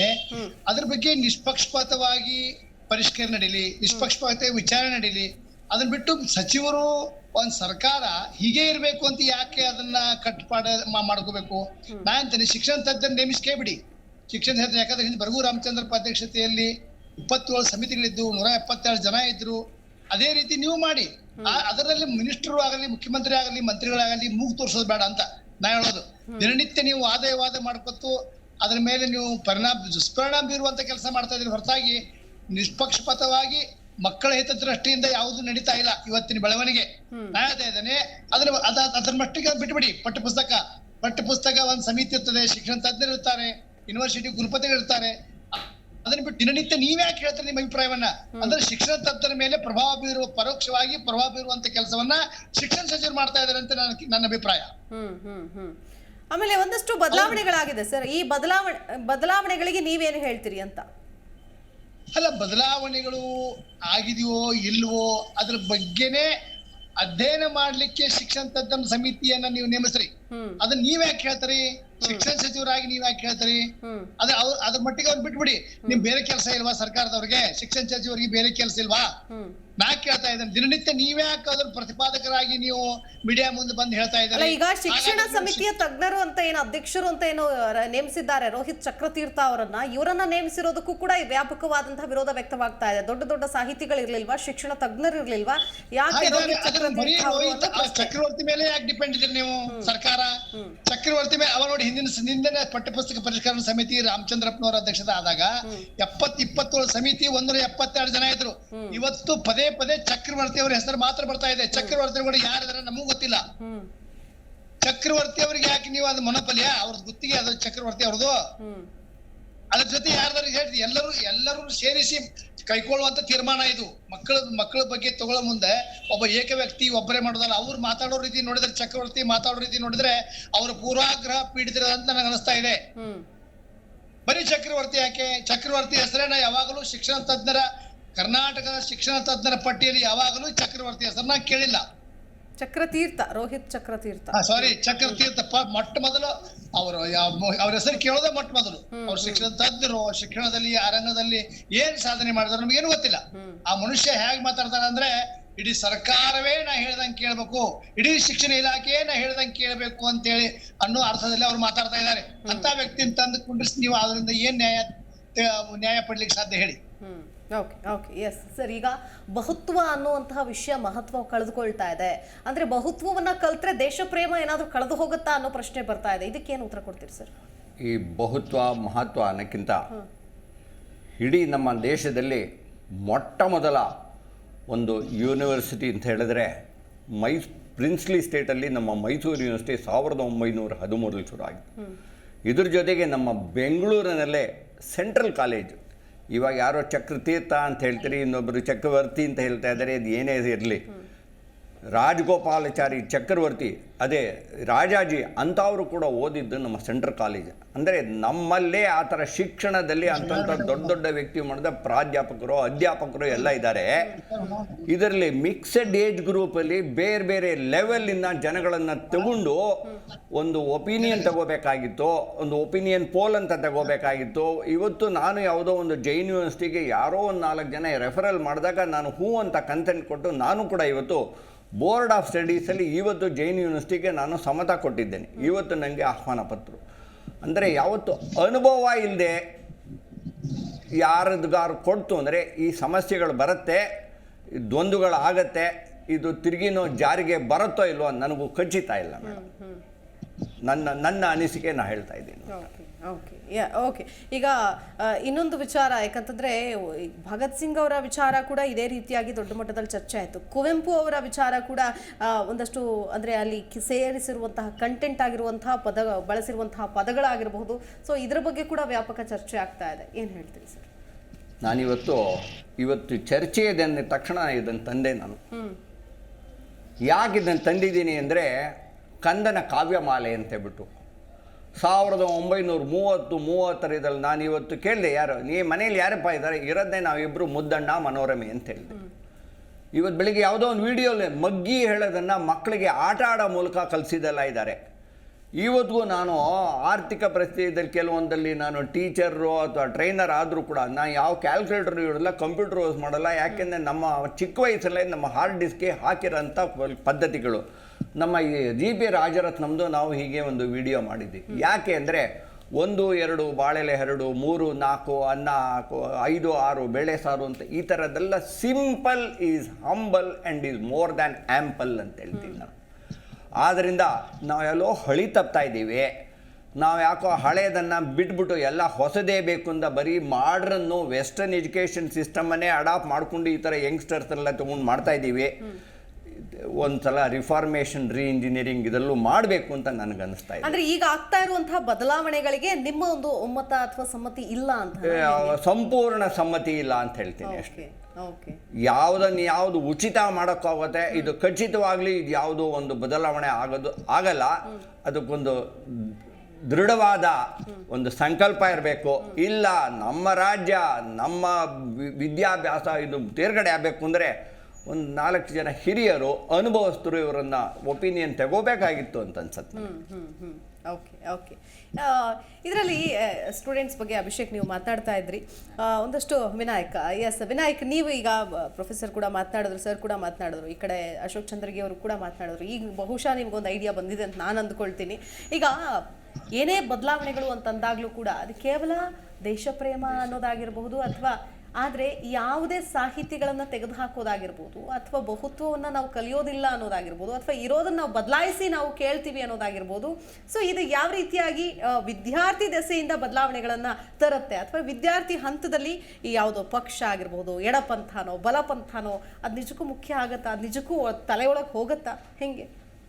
ಈಗಿನ ಪರಿಸ್ಥಿತಿಯಲ್ಲಿ ಆದರೆ life turning maturation for students is too early. ಯಾಕಂದರೆ ಈಗ ಇತಿಹಾಸ ಓದೋ ಹೊತ್ನಾಗೆ ಮತ್ತು ಪುಸ್ತಕ ಓದೋ ಹೊತ್ನಾಗೆ ಯಾವತ್ತೂ ಹುಡ್ರು ಅದು ನಿಜವಾದ ಸಂಗತಿ ಅಂತಲೇ ಇಟ್ಕೊತಾರೆ. ಯಾಕಂದರೆ ಒಬ್ಬರು ಯಾರೋ ಸ್ಪೀಚ್ ಹೇಳ್ತಾ ಇದ್ದಾರೆ ಅಂದರೆ ಈ ವ್ಯಕ್ತಿ ಆ ಥರ ಕಷ್ಟಪಟ್ಟಿದ್ದನು, ಅದಕ್ಕೆ ನಾವು ಏನೋ ಒಂದು ಒಳ್ಳೆ ಕೆಲಸ ಥರ ಏನೋ ಮಾಡಬೇಕು ಅಂತ. ಆದರೆ ನಮ್ಮ ವಿದ್ಯಾರ್ಥಿಗಳಿಗೆ ಭಾಳ ಈಗಿನ ಪರಿಸ್ಥಿತಿ ಭಾಳ ಕನ್ಫ್ಯೂಸ್ ಆಗೋಗಿದೆ. ಈಗ ಒಂದು BJP ಪಕ್ಷ ವರ್ಷನಾಗ ಈಗ ಚೇಂಜ್ ಮಾಡಿದ್ದಾರೆ ಎಜುಕೇಷನ್ ಸಿಸ್ಟಮು, ಆದರೆ ಕಾಂಗ್ರೆಸ್ ಅವರಿದ್ದಾಗೆ ಅದು ಇತಿಹಾಸನೇ ಬೇರೆ ಥರ ಇತ್ತು. ಆದರೆ ಈ ಥರ ಇತಿಹಾಸ ನಮ್ಮದೇ ಒಂದು ಮಟ್ಟಿಗೆ ಭಾರತ ರಕ್ಷಣೆಗಾಗಿ ಇರಬೇಕು ಅಂತ ಇಷ್ಟಪಡ್ತೀವಿ ನಾವು. Okay okay fine sir. ಈಗ ವಿದ್ಯಾರ್ಥಿಗಳು ಅಂತ ಬಂದಾಗ ವಿದ್ಯಾರ್ಥಿಗಳ ಆಯಾ ಬುದ್ಧಿಮಟ್ಟ ಇರುತ್ತೆ. ನೀವು ಹೇಳ್ದಂಗೆ ಯಾವ್ಯಾವ ಹಂತದಲ್ಲಿ ಯಾವ್ಯಾವುದನ್ನ ಯಾವ್ಯಾವ ರೀತಿಯಾಗಿ ಕಲಿಸ್ಬೇಕು, ಯಾವ್ಯಾವ ಉದಾಹರಣೆಗಳನ್ನು ಕೊಟ್ಟು ಕಲಿಸ್ಬೇಕು. 1ನೇ ಕ್ಲಾಸಲ್ಲಿ 5ನೇ ಕ್ಲಾಸಿಗೆ ಬರೋವರೆಗೂ, 8ನೇ ಕ್ಲಾಸಲ್ಲಿ, ಜೊತೆಗೆ 10ನೇ ಕ್ಲಾಸಿಗೆ ಅಷ್ಟೊತ್ತಿಗೆ ಯಾವ ವಿಚಾರಧಾರೆಗಳನ್ನು ಒಬ್ಬ ಪ್ರಜ್ಞಾವಂತ ನಾಗರಿಕರನ್ನಾಗಿ ರೂಪಿಸುವಂತಹ ನಿಟ್ಟಿನಲ್ಲಿ ವಿಚಾರಧಾರೆಗಳನ್ನು ಕೊಟ್ಟರೆ ಒಳಿತಾಗತ್ತೆ ಅನ್ನೋದು ಆ ಬುದ್ಧಿಮಟ್ಟದ ಅನುಸಾರವಾಗಿ ಈ ಒಂದು ಪಠ್ಯಪುಸ್ತಕದ ನಿರ್ಧಾರಗಳಾಗತ್ತೆ. ತದನಂತರದಲ್ಲಿ ಯಾರನ್ನ ಆಯ್ಕೆ ಮಾಡ್ಕೊಳ್ಬೇಕು, ಯಾವ ವಿಚಾರಗಳನ್ನು ಅವರ ಮುಂದೆ ಇಡಬೇಕು. ಸೊ ಈಗ ಅಲ್ಟಿಮೇಟ್ಲಿ ಹೇಳ್ತಾರೆ ಮಕ್ಳಿಗೆ ಏನ್ ಬೇಕೋ ಅದನ್ನೇ ತಗೊಳ್ತಾರೆ ನಾವೇನೇ ಕೊಟ್ರು ಅಂತ. ಆದ್ರೆ ಕೊಡುವಂತಹ ಸಂದರ್ಭದಲ್ಲಿ ನಮ್ಮ ಒಂದು ಕರ್ತವ್ಯವನ್ನ, ಜವಾಬ್ದಾರಿಯನ್ನ ಅಲ್ಲಿ ಕೂಡ ಈಗ ನಾನೇನೋ ಬದಲಾವಣೆ ಮಾಡ್ಬಿಡ್ತೀನಿ ಅಂದಿದ ತಕ್ಷಣ ಯಾವುದೋ ಒಂದು ವರ್ಗಕ್ಕೋ ಒಂದು ಧರ್ಮಕ್ಕೋ ಅಥವಾ ಅದನ್ನ ಎತ್ತಿ ಹಿಡಿಯುವಂತಹ ನಿಟ್ಟಿನಲ್ಲಿ ಹೆಚ್ಚಿನದಾದಂತಹ ಪ್ರಾಶಸ್ತ್ಯವನ್ನ ಕೊಟ್ಟಾಗ ಇಂತಹ ವಿಷಯಗಳು ಬರೋದು ಸರ್ವೇ ಸಾಮಾನ್ಯ. ಸೊ ಹೇಗೆ ಸರ್ ವಿದ್ಯಾರ್ಥಿಗಳ ಮೇಲೆ ಬೀರುವಂತಹ ಪರಿಣಾಮಗಳು ಏನು ಅಂತ? ಮೊನ್ನೆ ತಾನೇ ನಾನು ಯಾರೋ ಬಸ್ಸಲ್ಲಿ ಬರೋ ನನ್ನ ಪಕ್ಕದಲ್ಲಿ, ಇವಾಗ ನಮ್ಮ ಪಕ್ಕದಲ್ಲಿ ಕೂತಿರಂಗೆ ಒಂದು ಹುಡುಗ ವಿದ್ಯಾರ್ಥಿ ಇದ್ದ. ನನ್ನನ್ನು ನೋಡ್ಬಿಟ್ಟು ಅವನು ನೀವು ಟೀಚರಾ ಸಾರ ಅಂತ ಕೇಳ್ದ. ಹೇಗಪ್ಪ ಅಂದೆ. ನಾನು ಒಂಥರ ಟೀಚರ್ ಅಂತ ಹೇಳಿದೆ. ಏನು ಸರ್ ಟೀಚ್ ಮಾಡ್ತೀರಂದ? KGಯಿಂದ ಹಿಡಿದು UGಯಿಂದ PG ತನಕ ನೋಡಿ ಏನು ಸಬ್ಜೆಕ್ಟ್ ಅವ್ರವ್ರಿಗೆ ಅನುಗುಣವಾಗಿ ಏನೇನು ಸಬ್ಜೆಕ್ಟ್ ಬೇಕೋ ಅದು ಅಂತ ಹೇಳಿದೆ. ಹೀಗೆ ಮಾತಾಡ್ತಾ ಏನೋ ಒಂದು ಬಂದ ಸಮಸ್ಯೆ, ಗೊಂದಲಿನ ಹುಡುಗ. ಅದಕ್ಕೆ ನಾನು ಹೇಳ್ತೀನಿ, ಇವತ್ತಿಗೂ ನಮಗೆ 10ಕ್ಕೆ ವಿದ್ಯಾರ್ಥಿಗಳಿಗೆ 5ರಿಂದ 6 ವಿದ್ಯಾರ್ಥಿಗಳು ಅವರವಾಗಿ ಸ್ವಂತ ಬುದ್ಧಿಯಿಂದ ಯೋಚಿಸಿ ಒಂದು ವ್ಯಾಸಂಗ ಮಾಡೋಕ್ಕಿಂತ ಅಪ್ಪ ಅಮ್ಮನ ಒಂದು ಹೇರಿದ ಒಂದು ಭಾರದ ಮೇಲೆ ಅವರು ಡಿಸೈಡ್ ಮಾಡ್ತಾ ಇದ್ದಾರೆ. ಇನ್ನು ನಮ್ಮ ಶಿಕ್ಷಣ, ಇನ್ನು ಮಕ್ಕಳಿಗೆ ಅದು ಒಂದು ಚಾಯ್ಸ್ ಬಂದಿದೆ ಅನ್ನೋದು ಬಂದಿಲ್ಲ ಇನ್ನು. ಕೊನೆಗೆ ಹುಡುಗ ಹೇಳ್ಬಿಟ್ಟ, ನಮ್ಮಪ್ಪ ಏನೋ ನಾನು ಡಾಕ್ಟ್ರ್ ಆಗಬೇಕು ಅಂತ ಮಾಡಿಬಿಟ್ರು, ನನಗಿಲ್ಲ ಇನ್ನು 6 ತಿಂಗಳಾಗ್ತಾ ಇದ್ದಂಗೆ ಸರ್ಟಿಫಿಕೇಟ್ ಬಂದ ತಕ್ಷಣ ನಮ್ಮ ಅಪ್ಪನ ಕೊಟ್ಬಿಡ್ತೀನಿ, ನಾನು ಯಾವುದೋ ಸೀರಿಯಲ್ಲು ಅದು ಇದು ಆ್ಯಕ್ಟ್ ಮಾಡ್ತೀನಿ ಅಂತ ಹೇಳ್ದ. ನಾನು ಹೇಳಿದೆ it is A waste of national economy ಅಂತ ಹೇಳಿದೆ. ಮೊನ್ನೆ ಇನ್ನೂ ಒಂದು ಬರೆದೆ, our country needs more diploma people, not engineers for our make in India and startup ಅಂತ. ನಾನು ಯಾವುದೋ ಒಂದು ಬ್ಯಾಂಕಿಂಗಲ್ಲಿ ತರಬೇತಿ ಕೊಡೋಕ್ಕೆ ಹೋದರೆ ಮಣಿಪಾಲ್ ಗ್ಲೋಬಲ್ ಅಕಾಡೆಮಿಯಲ್ಲಿ ಹೋಗಿದೆ. 880 ಜನ ಒಂದು ತರಬೇತಿಯಲ್ಲಿದ್ದರು. ಏನಪ್ಪ ಅಂದರೆ ಅವರು ಬ್ಯಾಂಕಿಂಗ್ ಕ್ಷೇತ್ರದಲ್ಲಿ ಜೂನಿಯರ್ ಎಕ್ಸಿಕ್ಯೂಟಿವ್ ಡೆಸಿಗ್ನೇಷನ್ನು ಹುದ್ದೆ. 880ನಲ್ಲಿ 780 ಜನ BTech, MTech, ಕೆಲವು PhD ಮಾಡಿದವರು ಇಂಜಿನಿಯರಿಂಗ್ ಇದ್ದಾರೆ. ಅಯ್ಯೋ ಮುಂದೆ ಇದೆ, ಎಂಜಿನಿಯರಿಂಗ್ ಓದ್ಬಿಟ್ಟು ಈ ಕೆಲಸಕ್ಕೆ ಬರಬೇಕಾಗತ್ತಾ? ಬ್ಯಾಂಕಿಂಗ್ ಕೆಲಸ ಬರೀ SLCನೇ ಸಾಕಿತ್ತಲ್ಲ ಅಂತಬಿಟ್ಟು. ಅಂದರೆ ಸರ್ಕಾರ, ದೇಶ ನಮ್ಮ ಒಬ್ಬ ಇಂಜಿನಿಯರಿಗೆ 1 ವರ್ಷಕ್ಕೆ ಎಷ್ಟು ಖರ್ಚು ಮಾಡಿರ್ತಾರೆ. ನಾವಿಲ್ಲಿ ನೋಡಿದ್ರೆ ಆರ್ಥಿಕ ಪರಿಸ್ಥಿತಿ ಉದ್ಧಾರ ಆಗಬೇಕು ಅಂತ ಎಕಾನಮಿ ಅಂತ ಹೇಳ್ತೀವಿ. ಅಲ್ಲಿ ಬಂದು ಎಂಜಿನಿಯರ್ಸ್ ಎಲ್ಲ ಇಲ್ಲಿ ಕೂತ್ರೆ ಎಕಾನಮಿ ಹೆಂಗ್ರಿ ಆಗುತ್ತೆ? ಅಲ್ಲಿ ಬ್ಯಾಂಕಲ್ಲಿ ಹೋದರೆ ಸಾಲ ಕೊಡಲ್ಲ, ಬರೀ ಬೇರೆ ಬಿಸ್ನೆಸ್ ಮಾಡ್ತೀವಿ ಅಂತ ಇದು ಬೇರೆ ಶುರುಗಳು. ಇದು ಒಂದು ಅನುಭವ ಆಗ್ತಾ ಇದೆ.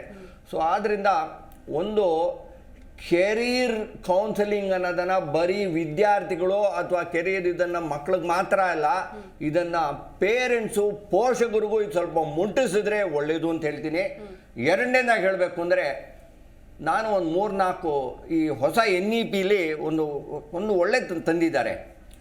ನ್ಯಾಷನಲ್ ಎಜುಕೇಷನ್ ಪಾಲಿ ಸ್ಟೂಡೆಂಟ್ಸ್ ಇಂಡಕ್ಷನ್ ಪ್ರೋಗ್ರಾಮ್ ಅಂತ ತಂದಿದ್ದಾರೆ.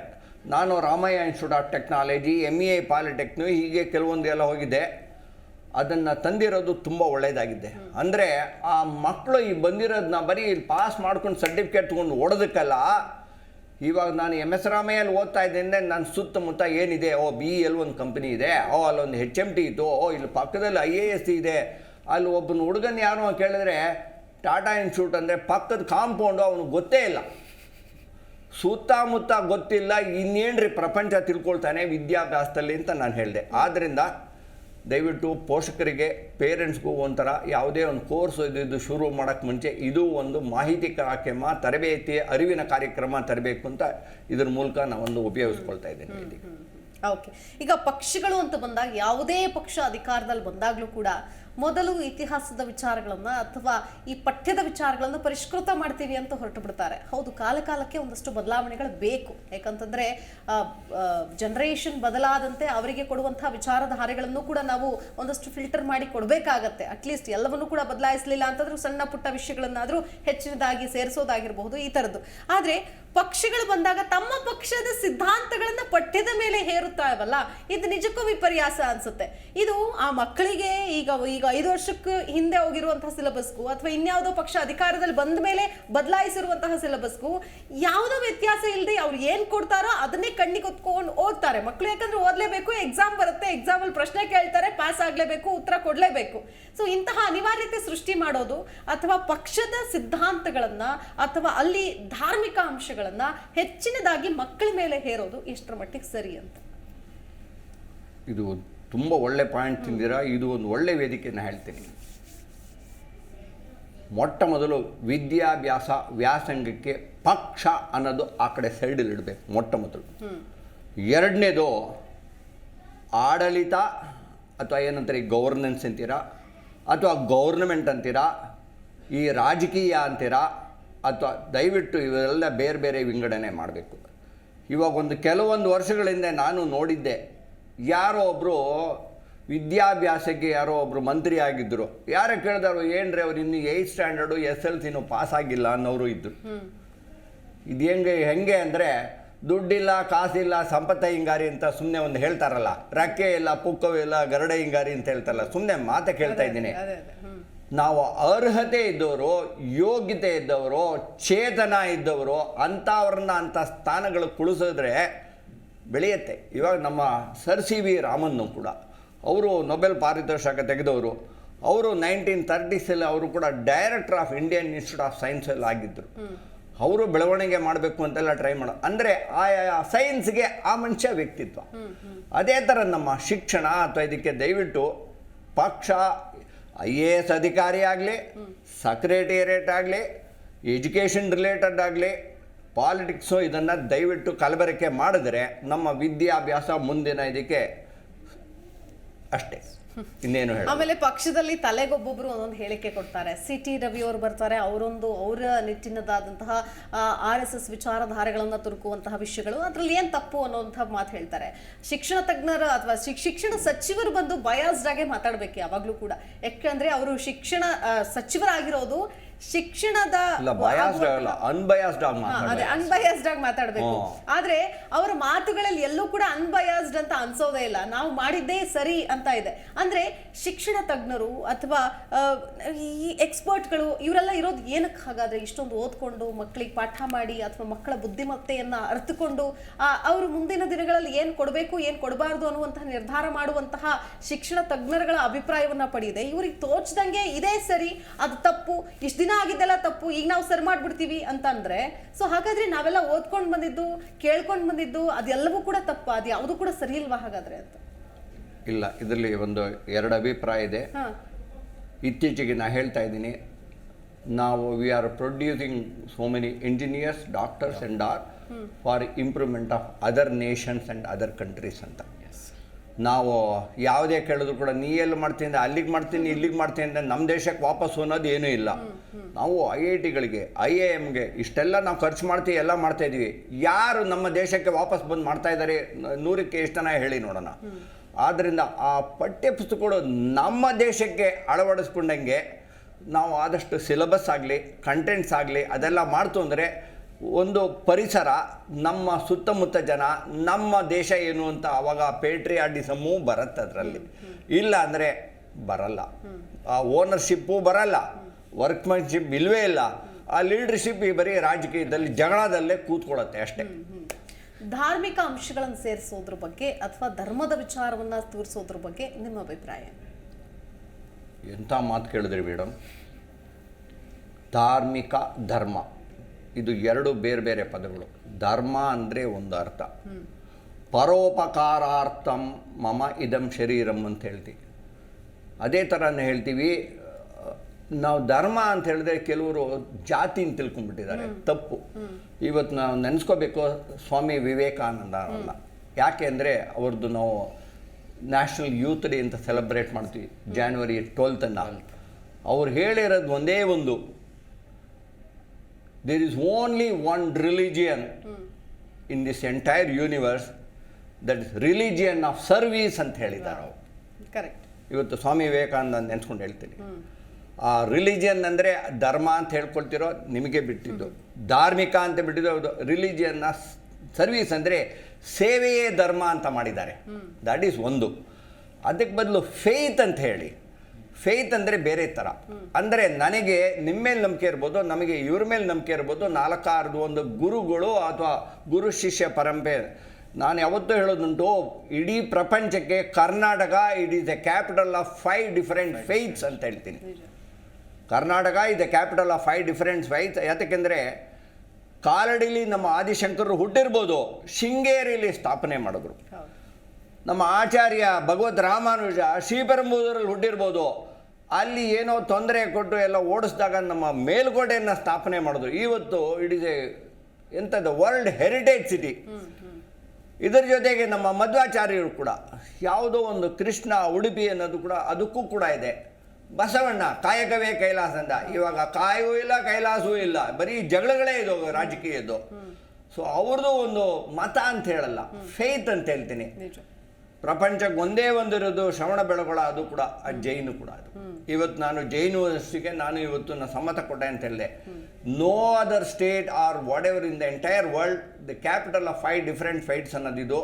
ಇಲ್ಲಿವರೆಗೂ ನಮ್ಮ ಕರ್ನಾಟಕದಲ್ಲಿ 7 ಕೋಟಿ ಜನಸಂಖ್ಯೆಯಲ್ಲಿ ಕೂಡ ಎಲ್ಲರೂ ಒಂಥರ ಮೇಲೋಗರ ಅಂತ ಹೇಳ್ದು, ಕಲಬೆಗರೆ ಅಂತ ಹೆಂಗೋ ಬೆಳೀತಾ ಇದೆ. ಇವತ್ತಿಗೂ ನಮ್ಮ ಆರ್ಥಿಕ ಪರಿಸ್ಥಿತಿಯಲ್ಲಿ, ವಿದ್ಯಾಭ್ಯಾಸದಲ್ಲಿ ನಾವು ಜಗಳ ಎಲ್ಲ ಕಿತ್ತಾಕ್ತಾರೆ ರಾಜಕೀಯದಿಂದ. ನಮ್ಮ ರಾಜ್ಯ ಒಳ್ಳೇದಾಗತ್ತೆ, ದೇಶಕ್ಕೂ ಒಳ್ಳೇದಾಗತ್ತೆ ಅಂತ ಹೇಳ್ತೀನಿ. ಇದು ದುರಂತ ವಿಪರ್ಯಾಸ ಈ ರಾಜಕೀಯದ ಜಗಳ ಅಂತ ಹೇಳ್ತೀನಿ ನಾನು ಅಷ್ಟೇ.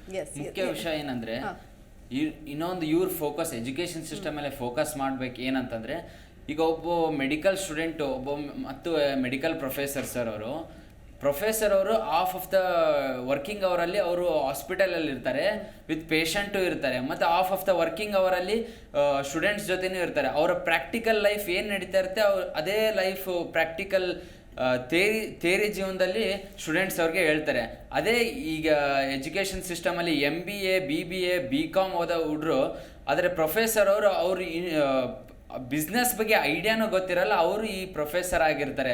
ಬಿಸ್ನೆಸ್ ಬಗ್ಗೆ ಯಾವ ಥರ ಐಡಿಯಾ ಹೇಳೋದು MBA BCom BBA. ಅದೇ ಥರ ಈ ಸಿಸ್ಟಮ್ ಆಗೋಗಿದೆ. ದ ಪೊಲಿಟಿಕಲ್ ಲೀಡರ್ಸು ಮತ್ತು ಎಜುಕೇಷನ್ ಸಿಸ್ಟಮು ಈ ಟಾಪಿಕ್ ಮೇಲೆ ಫೋಕಸ್ ಮಾಡ್ಬೇಕಂತ ಹೇಳ್ತೀನಿ. ಅಲ್ಲ, ಈಗ ಪಠ್ಯದ ಬಗ್ಗೆ ಮಾತಾಡೋಣ. ಯಾಕಂದರೆ ಸಿಸ್ಟಮ್ ಬಗ್ಗೆನೇ ಕಂಪ್ಲೀಟಾಗಿ ನಾವು ಚೇಂಜ್ ಮಾಡ್ತೀವಿ ಅನ್ನೋದಕ್ಕೆ ತುಂಬ ವಿಚಾರಗಳಿದೆ ಸರ್, ಹಲವು ವಿಚಾರಗಳಿದೆ. ಬಹುಶಃ ಮುಂದಿನ ದಿನಗಳಲ್ಲಿ ಅದೆಲ್ಲವೂ ಕೂಡ ಆಗಬಹುದೇನೋ, ನಮಗೆ ಹೋಪ್ಸ್ ಕಾಯ್ತಾ ಇದ್ದೀವಿ. Yes okay. ಈಗ ಒಂದು 10ನೇ ತರಗತಿಯ ಪಠ್ಯನೇ, ಕನ್ನಡದ ಪುಸ್ತಕನೇ ಈಗ ಸಾಕಷ್ಟು ಚರ್ಚೆಗೆ ಗ್ರಾಸ ಆಗ್ತಾ ಇದೆ. ಅಲ್ಲಿ ಸೇರಿಸಿರುವಂತಹ ಕೃತಿಗಳು, ಅಲ್ಲಿ ಸೇರಿಸಿರುವಂತಹ ಲೇಖನಗಳು ಅಥವಾ ಕವಿಗಳು ಅಥವಾ ಕೃತಿಕಾರರ ಪರಿಚಯದ ವಿಚಾರಕ್ಕೆ ಸಂಬಂಧಪಟ್ಟಂತೆ ಆಗಿರಬಹುದು. ಅಂದರೆ ಇಲ್ಲಿ ಯಾವುದೋ ಒಬ್ಬ ಧರ್ಮಕ್ಕೆ ಅಥವಾ ಒಂದು ಯಾವುದೋ ವಿಚಾರಕ್ಕೆ ನಾವು ಅಥವಾ ಒಂದು ನಂಬಿಕೆಗಳಿಗೆ ಹೆಚ್ಚಿನ ಮಹತ್ವ ಕೊಡಬೇಕು ಅನ್ನೋ ಕಾರಣಕ್ಕೆ ಬದಲಾವಣೆಗಳು ಮಾಡಿದ್ದಾರೇನೋ ಅಂತ ಅನ್ನುವಂತಹ ಒಂದು ಚರ್ಚೆ ಏನು ಮುನ್ನೆಲೆಗೆ ಬಂದಿದೆ. ಸೊ ಇದು ಸಾರ ಸಾರಾಸಗಟ ಕಾಣ್ತಾ ಇದೆ. ಇದೇನು ತೀರಾ ಅಲ್ಲಗಳಿದು ಇಲ್ಲ ಹಂಗಾಗೇ ಇಲ್ಲ ಅಂತಾನು ಹೇಳೋಕ್ಕಾಗಲ್ಲ. ಯಾಕಂತಂದ್ರೆ ಸಾಕಷ್ಟು ಚರ್ಚೆಗಳಾಗಿದೆ. ಇಂತಹ ಮಹಾನ್ ಭಾವರಾಗಿರ್ಬೋದು, ಕುವೆಂಪು ಅವರ ವಿಚಾರ ನಾನು ಹೇಳಿದೆ. ಸೊ ಈ ಒಂದು ಈ ಯಾರು ಹೆಚ್ಚಲ್ಲ ಕಡಿಮೆ ಅಲ್ಲ, ಹೌದು ನಿಜ. ಬಹುಶಃ ಕೆಲವೊಬ್ರು ಇಲ್ಲವೇ ಇಲ್ಲ, ಆ ಮಹಾನ್ ಭಾವರಿಗೆ ನಾವು ಶ್ರದ್ಧಾಂಜಲಿನ ಈ ಸಂದರ್ಭದಲ್ಲಿ ಸಲ್ಲಿಸಲೇಬೇಕು. ಬಹುಶಃ ಅವರೆಲ್ಲ ಇದ್ದಿದ್ರೆ ಇದನ್ನೆಲ್ಲ ನೋಡ್ಬಿಟ್ಟು ನಮ್ಮ ಕತೆಗಳು ಬೇಡವೇ ಬೇಡ, ನೀವು ಯಾರೂ ಓದೋದು ಬೇಡ ನಮ್ಮ ವಿಷಯಗಳನ್ನ ಅಂತ ಅಂತಿದ್ರೋ ಏನೋ. ಯಾಕಂದ್ರೆ ಅಷ್ಟರ ಮಟ್ಟಿಗೆ ರಾಜಕೀಯ ಮಾಡಿಬಿಟ್ಟಿದ್ದಾರೆ, ರಾಜಕೀಯಕರಣಗೊಳಿಸಿಬಿಟ್ಟಿದ್ದಾರೆ. ಏನು ಹೇಳ್ತೀರಿ ಸರ್? ಫಸ್ಟ್ ಆಫ್ ಆಲ್ ಇವಾಗ ಪುಸ್ತಕ ಓದೋ ಅಭ್ಯಾಸನೇ ಹೊಟ್ಟೋಗ್ಬಿಟ್ಟಿದೆ. ಮೊದಲು ಹೇಳ್ತೀನಿ, ಇದು ಬಂದ ಮೇಲೆ ಪುಸ್ತಕ ಹೊಟ್ಟೋಯ್ತು. ಇವಾಗ ಎಷ್ಟೋ ಟೆಕ್ಸ್ಟ್ ಬುಕ್ ಎಲ್ಲ ಬೇಡ. ನನ್ನ ಕೊನೆ ಮಗಳೇ ನಾ ಹೇಳಿದ್ದೀನಿ, ಅವ್ಳು ಡಿಗ್ರಿ ಓದಾಗ, ಡ್ಯಾಡಿ ನಂಗೇನು ಪುಸ್ತಕ ಏನು ಟೆಕ್ಸ್ಟ್ ಬುಕ್ ತೆಗಿಕೊಡ್ಬೇಡ, ಒಬ್ರು ತಗೊಳ್ತೀವಿ ಅದರಲ್ಲಿ ಸ್ಕ್ಯಾನ್ ಮಾಡ್ಬಿಟ್ಟು ಅದರಲ್ಲೇ ಓದ್ತೀವಿ ಅಂತೇಳಿ. ಇವನ್ ಪ್ರೊಫೆಸರ್ಸ್ ಜೊತೆ ನಮ್ಗೆಲ್ಲ ಲಾ ಓದ್ತಾ ಇದ್ದೀನಿ ನಾನು, ಅದರಲ್ಲೆಲ್ಲ ನಮ್ದು PPT ಅಲ್ಲೇ ನೋಟ್ಸ್. ಬಟ್ ಇದನ್ನೆಲ್ಲ ನೀವು ಪುಸ್ತಕ ತಗೊಂಡು ಓದ್ಲೇಬೇಕು. SSLC ನೀವು ಪುಸ್ತಕ ಓದ್ಲೇಬೇಕು, ಎಕ್ಸಾಮ್ ಬರೀಲೇಬೇಕು, ಪೆನ್ನಲ್ಲೇ ಬರೀಬೇಕು, ಪಾಸ್ ಮಾಡಬೇಕು. ಪಠ್ಯ ಪುಸ್ತಕದ ಬಗ್ಗೆ ಹೇಳುದು ಅಂದ್ರೆ ಅದನ್ನ ತುಂಬಾ ವಾಲ್ಯೂಮಿನಸ್ ಆಗೂ ಮಾಡಬಾರ್ದು, ಕಂಟೆಂಟ್ಸು ಎಲ್ಲಾನು ಇರಬೇಕು. ಅಂದ್ರೆ ಕೆಲವು ಸಲ ಏನಾದ್ರು 1 or 2 ಅಡಿಷನ್ಸ್ ಆಗಿದೆ, ಸಬ್ಜೆಕ್ಟು ಮಾಡಿಫಿಕೇಶನ್ಸು, ರಿವಿಷನ್ಸು, ಪೀರಿಯಾಡಿಕಲ್ ಆಗತ್ತೆ. ಯಾವುದು ತುಂಬ ಗ್ರಾಸ್ ಮಿಸ್ಟೇಕ್ ಅಥವಾ ನೆಗ್ಲಿಜೆನ್ಸ್ ಆಗಿದೆ ಅದನ್ನು ಮಾತ್ರ ಇನ್ಕ್ಲೂಡ್ ಮಾಡಿ ಮಿಕ್ಕಿದ್ದನ್ನು ಮುಂದಕ್ಕೆ ಹೋಗ್ಬೋದು ಅಂತ ಅದು ಒಂದು ಸಲಹೆ ಹೇಳ್ತೀನಿ ನಾನು. ರಾಜಕೀಯ ನಾಯಕರು ಕೊಡುವಂತಹ ಹೇಳಿಕೆಗಳಿಗೆ ನೀವೇನು ಹೇಳ್ತೀರಿ ಸರ್? ಯಾಕಂದರೆ ಇವ್ರಿಗೆ ಶಿಕ್ಷಣದ ಬಗ್ಗೆ ಯಾವ ಪಾಠ, ನನಗನ್ಸುತ್ತೆ ಎಷ್ಟೋ ಜನಕ್ಕೆ ಮಾತಾಡೋರಿಗೆ ಈ ಕುವೆಂಪು ಅವ್ರ ಕೊಡುಗೆ ಏನು, ಅವ್ರ ಕೃತಿಗಳೇನು, ರಾಮಾಯಣ ದರ್ಶನ ಅಂದರೆ ಏನು, ಅಥವಾ ಮತ್ತೊಬ್ಬ P. ಲಂಕೇಶ್ ಅವರ ಕುರಿತಾದಂತಹ ಲೇಖನಗಳು ಯಾವ ರೀತಿಯಾಗಿದೆ, ಸಾರಾ ಅಬೂಬಕರ್ ಅವರ ಲೇಖನಗಳು ಯಾವ ರೀತಿಯಾಗಿದೆ, ಅವ್ರು ಯಾವಾಗೋ ಓದ್ಕೊಂಡು ಬಂದಿರ್ಬೋದು, ಗೊತ್ತಿಲ್ಲ ಈಗ ನಿಜಕ್ಕೂ ಅವ್ರಿಗೆ ನೆನಪಿದೆಯಾ ಇಲ್ವಾ ಅಂತ. ಬಟ್ ಅವ್ರುಗಳು ಕೊಡುವಂತಹ ಹೇಳಿಕೆಗಳು ನಿಜಕ್ಕೂ ಒಂದಷ್ಟು ಹೇಳಿಕೆಗಳು ಬಾಲಿಶ ಅನಿಸುತ್ತೆ. ಏನು ತಿಳ್ಕೊಂಡಿದ್ದಾರೆ ಇವರು, ಅಥವಾ ಏನು ಅರ್ಥಕೊಂಡಿದ್ದಾರೆ, ಏನು ಓದ್ಕೊಂಡಿದ್ದಾರೆ ಅಂತ ರಾಜಕೀಯಕ್ಕೆ ಬಂದಿದ ತಕ್ಷಣ ಯಾರ ಬಗ್ಗೆ ಬೇಕಾದರೂ ಹೆಂಗೆ ಬೇಕಾದರೂ ಬಿಡಬಹುದಾ ಅಂತ. ಮೇಡಮ್, ಈ ವೇದಿಕೆ ಇದು ಮತ್ತೆ ಸಿಗಲ್ಲ ಅಂತ ಕಾಣುತ್ತೆ. ಇವತ್ತು ನೀವು ಕೇಳಿಬಿಡ್ಬೇಕು. ನಮ್ಮ ರಾಜ್ಯದಲ್ಲಿ ಸುಮಾರು 30 ಡಿಸ್ಟ್ರಿಕ್ಟ್ ಅಂತ ಇರ್ಬೋದು, ಅದರಲ್ಲೂ ತಾಲೂಕುಗಳು ಇರ್ಬೋದು. ಯಾವನಾದರೂ ಒಂದು ಮಂತ್ರಿ ಆದ ಅಂತ ಹೇಳಿದ್ರೆ ಅವನ ಹೆಸರಲ್ಲಿ ಒಂದು ಶಿಕ್ಷಣ ಸಂಸ್ಥೆ ಗ್ಯಾರಂಟಿ. ಎಲ್ಲ ಇಂಜಿನಿಯರಿಂಗ್ ಕಾಲೇಜು, ಎಲ್ಲ ಮೆಡಿಕಲ್ ಕಾಲೇಜು, ಯಾವುದೇ ಒಂದು ಸ್ಕೂಲು, ಇಂಟರ್ನ್ಯಾಷನಲ್ ಸ್ಕೂಲು, ಆ ಸ್ಕೂಲ್ ಈ ಸ್ಕೂಲು, ಒಟ್ಟಲ್ಲಿ ರಾಜಕೀಯ ಇಲ್ಲ ಒಬ್ಬರ ಹೆಸರು ಬೊಂಬಿಡುತ್ತೆ. ಶಿಕ್ಷಣ ವೃತ್ತಿಲಿ ಇರೋ ಒಂದು ಯಾವ್ದಾನು ಒಬ್ಬ ಸ್ಕೂಲೋ ಕಾಲೇಜಿಯಾ ಅಂದರೆ ದೊಡ್ಡ ಶೂನ್ಯ ಅಷ್ಟೇ. ಸೊ ಆದ್ದರಿಂದ ಅವ್ರದ್ದೇ ಆದ ಕೆಲವೊಂದು ವೆಸ್ಟೆಡ್ ಇಂಟ್ರೆಸ್ಟೂ ಇರುತ್ತೆ ಅದರಲ್ಲಿ, ಆಯಿತಾ? ಈಗ ಗೊತ್ತಲ್ಲ, capitation, management seat, donation seat, merit ಮಾತ್ರ 0 ಗೋತಾ. ನಾನು ಅದಕ್ಕೆ ಹೇಳೋದು, ದಯವಿಟ್ಟು ಶಿಕ್ಷಣದಲ್ಲಿ ಜಾತಿ ಗೀತೆಯನ್ನು ತರಬಾರ್ದು. ಶಿಕ್ಷಣದಲ್ಲಿ ಆಮೇಲೆ ಆ ಮೆರಿಟು, ಸ್ಕಿಲ್ಲು, ಟ್ಯಾಲೆಂಟ್ ಅದನ್ನು ಉಳಿಸ್ಕೋಬೇಕು. ಇಲ್ಲ ಅಂತ ಹೇಳಿದ್ರೆ ಈ ಇನ್ನೂ ಒಂದಷ್ಟು 100 ಸ್ಕೂಲ್ಗಳು ಬರುತ್ತೆ, ಏಡೆಡ್ ಸ್ಕೂಲ್ಗಳು ಅಂತ ಹೇಳ್ತಾರೆ. ಕೆಲವು ಸ್ಕೂಲ್ ಟೀಚರೇ ಇಲ್ಲ, ಕೆಲವೊಂದು ಟೀಚರ್ ಅಂತಂದ್ರೆ ಬೋರ್ಡ್ ಇಲ್ಲ ಬರೆಯೋಕ್ಕೆ, ಕೆಲವೊಂದು ಸ್ಕೂಲಲ್ಲಿ ಮಕ್ಕಳುಗಳಿಗೆ ಕೂತ್ಕೊಳ್ಳೋಕೆ ಬೆಂಚ್ ಇಲ್ಲ. ಕೆಲವು ಅಂಥ ಗೊಂದಲಗಳನ್ನು ಸಾಲ್ವ್ ಮಾಡಬೇಕೇ ಹೊರತು ಈ ರಾಜಕೀಯದವ್ರದ್ದು ಅವರೆಲ್ಲ ಒಂದು ನೇತಾ ಅಂತ ಲೆಕ್ಕಕ್ಕೆ, public representative, elected representative. How to improve education, how to make my state as the best state, to produce more number of sir M Visvesvaraya, more number of sir CV Raman, doctor S Radhakrishna ಅಂಥವರೆಲ್ಲ ಇದ್ದಿದ್ದು ಭೂಮಿ ಇದು ನಮ್ಮ ಕರ್ನಾಟಕ. ಆದ್ದರಿಂದ ಈ ಜಗಳನ್ನ ಆ ಕಡೆ ಇಟ್ಟು ಒಂದಷ್ಟು ಪ್ರಾಜ್ಞರನ್ನು, ಯೋಗ್ಯರನ್ನು, ಅದಕ್ಕೆ ನಮ್ಮ ಪುರಂದರ ರಾಗಿ ತಂದೀರ ಅಂತ ಒಂದಿದೆ ಕೃತಿ, ಎಷ್ಟು ಚೆನ್ನಾಗಿದೆ. ಆ ರಾಗಿ ಅಂದರೆ ತಿನ್ನ ಮುದ್ದೆ ರಾಗಿ ಅಲ್ಲ ರೀ, ಯೋಗ್ಯ ರಾಗಿ, ಭಾಗ್ಯ ರಾಗಿ ಅಂತ ಒಂದು ಕವನಗಳನ್ನು ಅಳವಡಿಸಿದ್ರೆ ತುಂಬ ಒಳ್ಳೆಯದು ಅಂತ ನಾನು ಕೇಳ್ಕೊಳ್ಳಿ. Okay, S. ಫೈನಲ್ ಆಗಿ ಏನು ಹೇಳ್ತೀರಿ ವಿನಾಯಕ್ ನೀವು? ಏನು ಬದಲಾವಣೆಗಳಾಗಬೇಕು? ರಾಜಕೀಯ ಮಾಡದೆ ವಿದ್ಯಾರ್ಥಿ ಜೀವನಕ್ಕೆ ಏನು ಬೇಕೋ ಅದನ್ನು ಕೊಡುವಂಥ ನಿಟ್ಟಿನಲ್ಲಿ ಪಕ್ಷಗಳು, ಯಾವುದೇ ಸರ್ಕಾರ ಆಗಿರ್ಬೋದು ಅದಕ್ಕೆ ಶ್ರಮಿಸಬೇಕು. ನಿಮ್ಮ ಅಭಿಪ್ರಾಯ? ಸ್ಟೂಡೆಂಟ್ಸ್ ಥಿಂಕಿಂಗ್ ಈಗ ಭಾಳ ಮೆಚುರೇಷನ್ ಆಗ್ತಾಯಿದೆ. ಅದು ಇವರು ಪಕ್ಷದ ಮತ್ತು ರಾಜಕೀಯವನ್ನು ಬಿಟ್ಟು ವಿದ್ಯಾರ್ಥಿಗಳ ಭವಿಷ್ಯಕ್ಕಾಗಿ ಇವರು ಫೋಕಸ್ ಮಾಡಬೇಕಂತ ಇಷ್ಟಪಡ್ತೀನಿ. ಓಕೆ ಸರ್, ಕೊನೆಯದಾಗಿ ಬದಲಾವಣೆಗಳು ಬೇಕು ಅಂತ ಅಂದಾಗ ಏನು ಬರಬೇಕು, ಇದನ್ನೆಲ್ಲ ಬಿಟ್ಟು ಏನು ಮಾಡಬೇಕು ಅಂತ ಹೇಳ್ತೀರಿ? Go back to the basics ಅಂತ ಹೇಳಿ. ಎಸ್. ಇನ್ನೊಂದು ಸರ್ ನಾನು ಕೇಳಬೇಕಂದ್ರೆ, ಇದೇ 2 ದಿನ ಇನ್ಸಿಡೆಂಟ್ ಆಯಿತು. ಒಬ್ಬ ವಿದ್ಯಾರ್ಥಿ 8ನೇ ಕ್ಲಾಸ್ ಏನೋ, ಅವನು ಕೇರಳದಲ್ಲಿ ಒಂದು ದೇಶದ ವಿರುದ್ಧ ಘೋಷಣೆ ಆಗ್ತಾನೆ. ಆ ಥರ ಘೋಷಣೆ ಅವನು ವಿದ್ಯಾರ್ಥಿಗಳಿಗೆ ಆ ಥರ ಟೀಚಿಂಗ್ ಮಾಡ್ತಾ ಇದ್ದಾರೋ ಏನು ಪ್ರೊವೋಕ್ ಮಾಡ್ತಾ ಇದ್ದಾರೋ ಅವಶ್ಯಕತೆ ಇದೆಯಾ ಇಲ್ಲೋ. ಆದರೆ ಈ ಪಠ್ಯಪುಸ್ತಕದಲ್ಲಿ ಈ ಮ್ಯಾನ್ ಮೇಕಿಂಗ್ ಬಗ್ಗೆ ಅವಶ್ಯಕತೆ ಇದೆಯಾ ಇಲ್ಲೋ ಅಂತ ಕೇಳಬೇಕಂತಷ್ಟೇ. ಒಳ್ಳೆ ಪ್ರಶ್ನೆ ಕೇಳಿದ್ರಿ. ಇವಾಗ ಕಳೆದ 1 ವರ್ಷದಲ್ಲಿ ನಮ್ಮ ಇಡೀ ದೇಶದಲ್ಲಿ ಸುಂದರ ನಗರ ಅಂದರೆ ಶ್ರೀನಗರ. ಶ್ರೀನಗರ ಅಂದರೆ ಶಾರದೆ, ಸಂಸ್ಕೃತಿ, ವಿದ್ಯಾಭ್ಯಾಸ ಇದ್ದಿದ್ದ ಜಾಗ. ಇವಾಗ 1 ವರ್ಷದಿಂದ ಅದು ಟೂರಿಸಮ್ ಆಗಿದೆಯೇ ಹೊರತು ಅದಕ್ಕೆ 30 ವರ್ಷದಿಂದ ಬರೀ ಟೆರರಿಸಮ್ ಆಗಿತ್ತು. ಅಂದರೆ it is not the place, it is the people who make all such things ಅಂತ.